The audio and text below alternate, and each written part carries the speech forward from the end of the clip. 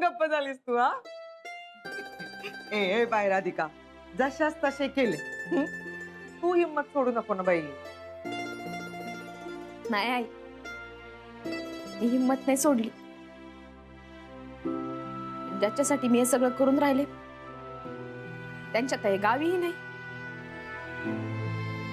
तुझं दुःख मला कळतंय ग. मी तरी का करू?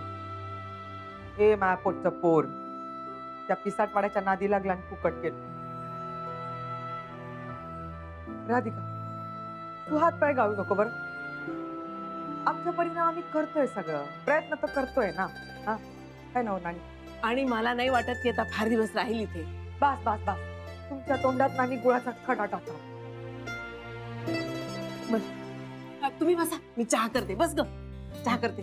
नानीजी, मी जरा महाजनी काकूंकडे जाऊन येते. त्यांचा फोन होता, त्यांना ते मिरचीचं लोणचं, डिंकाचे लाडून पापड हवेत. आता लोणचं तर काही देऊ शकत नाही, निदान पापड आणि डिंकाचे लाडू तरी देऊन येते. आलीच.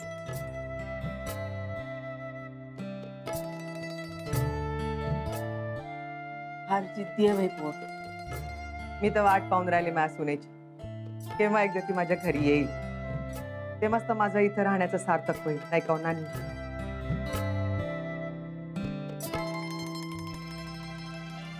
बस बसा, चहा करते. हा.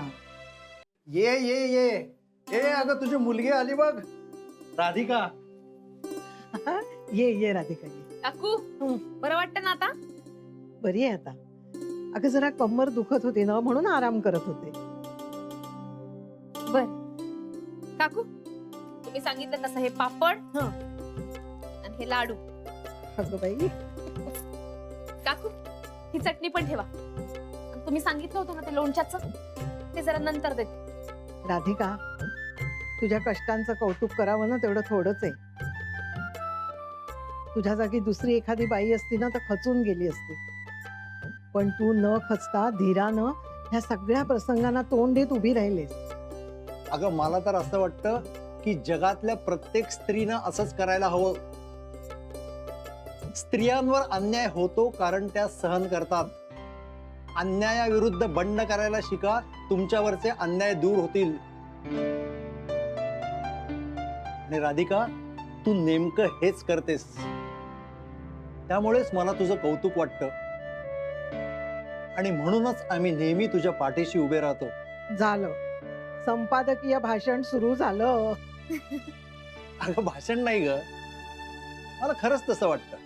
पण राधिका, हे मसाले सगळे तू घरोघरी जाऊन विकणार आहेस? हो ना काका, आपलं तर काही दुकान नाही, त्यामुळे घरोघरी जायलाच लागणार. दुसरा काही पर्यायच नाही. आणि तू स्वाभिमानी आहेस, त्यामुळे कोणाची मदत घेणार नाहीस. माझ्याकडे एक युक्ती आहे, त्यातून तुलाच पैसे मिळतील. काय? आपल्या सोसायटीमध्ये आपण वुमन ऑफ द इयरची कॉम्पिटिशन घेणार आहोत, सोसायटीच्या वर्धापन दिनानिमित्त. आणि त्या स्पर्धेची सगळी जबाबदारी माझ्यावर आली आहे. त्या स्पर्धेची नाव नोंदणी, बाकी सगळी व्यवस्था, सगळं माझ्याकडे आलंय.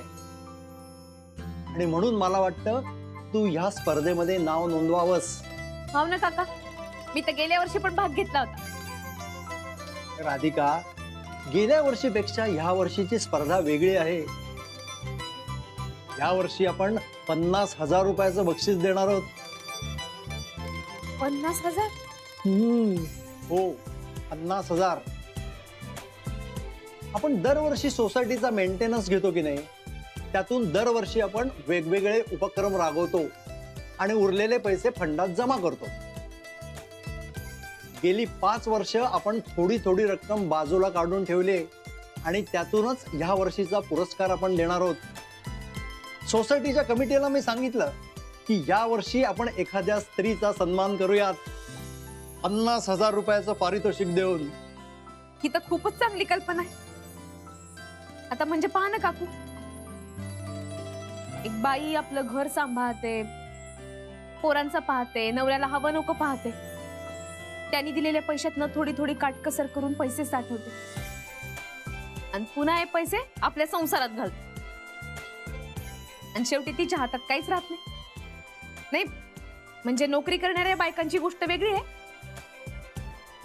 पण घरात काम करणाऱ्या बाईच्या हातात सुद्धा थोडे थोडे पैसे यायलाच हवे ना. नाही म्हणजे पहा ना, इथे खेळापरी खेळही होईल आणि थोडे पैसे पण हातात येतील. चांगलंय. हो, आणि ह्याच विचारातून मी ही कल्पना कमिटी समोर मांडली. म्हणून राधिका, मला वाटतं तू या स्पर्धेमध्ये भाग घ्यावास.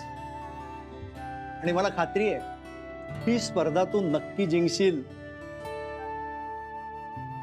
राधिका, तू भाग घे, नक्की भाग घे. अगं, आमचे आशीर्वाद आहेत तुझ्या पाठीशी. हो, काका, मग माझं पण नाव नोंदवून घेता का? आत्ता लिहितो. बर काकू, हे आठ ठेवून देऊ का? जा जा. हा, आणि थांबा. हा, हे मसाल्याचं सॅम्पल पण ठेवा, आवडला तर सांगा. हा, हो, नक्की सांगेन हा. आणि हा, ते लोणच्याचं मी नंतर आणून देते. हो, चालेल चालेल. येऊ? ये. ठेवून देते. हो, ठेव. चल, मी तुला सोडायला येतो. सावकाश जाग बाई. हो. आलोच.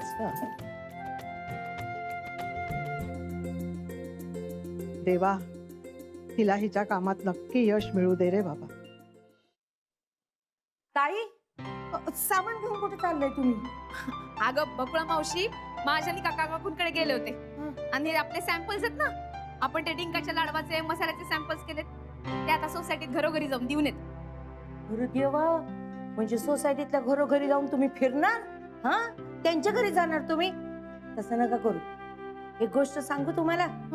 आपल्या सोसायटीचं गार्डन आहे बघा, तिथं सकाळी सकाळी भाजीवाला फळवाला येऊन बसतो, सामान सगळं विकतात आणि निघून जातात. तसं तुम्ही करा, तिथं जाऊन बसूया. हा, सामानापरी सामान पण जाईल आणि दगदग सगळी वाचल तुमची घराघरात जायची. बकुळा मावशी, चांगली आयडिया दिली बघ. नाही, मला पण ते बरोबर वाटत नव्हतं. म्हणजे नको त्या वेळेला लोकांना जाऊन डिस्टर्ब करणं बरोबर नाही ना. आता असंच करते मी. हा बकुळा मावशी, हा, हे घे. काय जी? तू पण थोडीशी सॅम्पल्स ठेव. तुला वाटतंय त्या लोकांना दे. त्यांची काही ऑर्डर असेल तर मला सांग. हा, नक्की नक्की लगेच सांगते. येऊ मी? येऊ. हो हो. चल.